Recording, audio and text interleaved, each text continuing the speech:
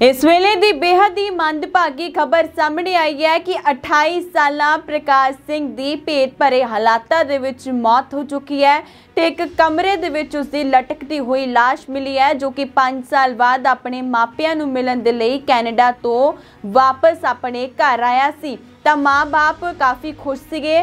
तो इस दौरान उसका अगले महीने विआह भी होना सी, पर अचानक ही एक कमरे दे विच उसदी लटकदी हुई लाश नूं पा के मापे रोंदे करलोंदे हुए नज़र आ रहे ने। तो उस नौजवान की तस्वीर तुहानूं दिखाई जा रही है। 28 साला प्रकाश सिंह, जिसकी कि एक कमरे दे विच भेद भरे हालातां दे विच लटकदी हुई लाश मिली है। फिलहाल पूरा जांच का विषय बनिया होया है। पुलिस प्रशासन के वल्लों छानबीन की जा रही है। पता लगाया जा रहा है कि एक खुदकुशी है या फिर कतल किया गया है। तो वड्डी खबर तुहाडे नाल सांझी कर रहे हैं। तो बेहद ही मंदभागी खबर है।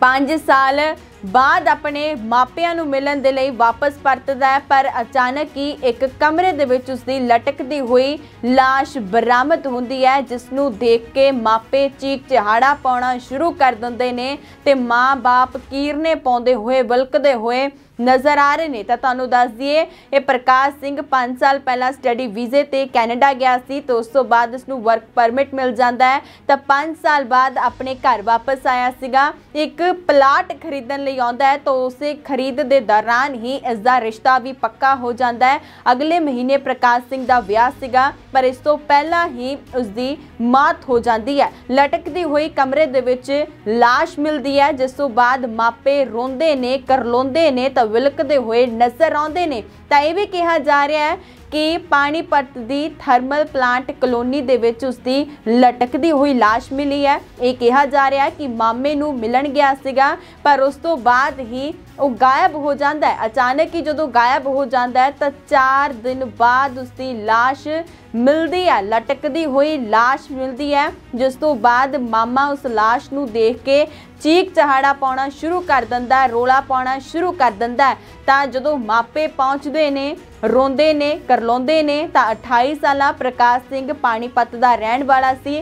5 साल पहला स्टडी वीजे ते कैनेडा गया, जिस तो बाद उत्थे उन्हें वर्क परमिट मिल जाता है। तो उस तो बाद 5 साल बाद मापियां नूं मिलण दे लई वापस आया सीगा देश की, अपनी देश की धरती ते, पर उसनूं की पता सी कि उस नाल अजिहा हो जाएगा। फिलहाल पूरा जांच का विषय बनया होया कि आखिरकार की कारण रहा जिस करके उसने अजिहा कदम चुकिया, कि वो खुदकुशी सी, कि वो कतल सी। तो पूरे मामले की जांच की जा रही है, पर कहा जा रहा है कि मामे नूं मिलण दे लई गया सीगा।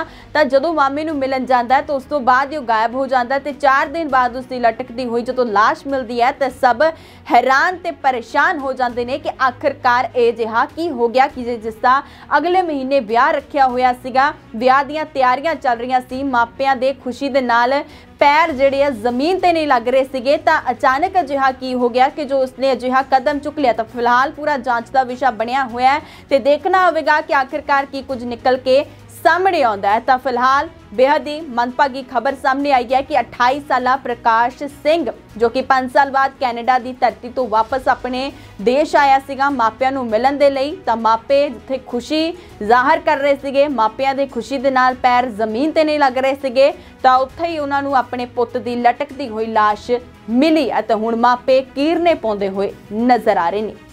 जे तुसी भी चाਹੁੰਦੇ ਹੋ ਆਸਟ੍ਰੇਲੀਆ ਜਾਂ ਨਿਊਜ਼ੀਲੈਂਡ ਦੇ ਵਿੱਚ ਵਿਆਹ, ਤਾਂ ਇੱਕੋ ਇੱਕ ਰਾਹ NRI marriage bureau. NRI Marriage Bureau. Find your perfect human.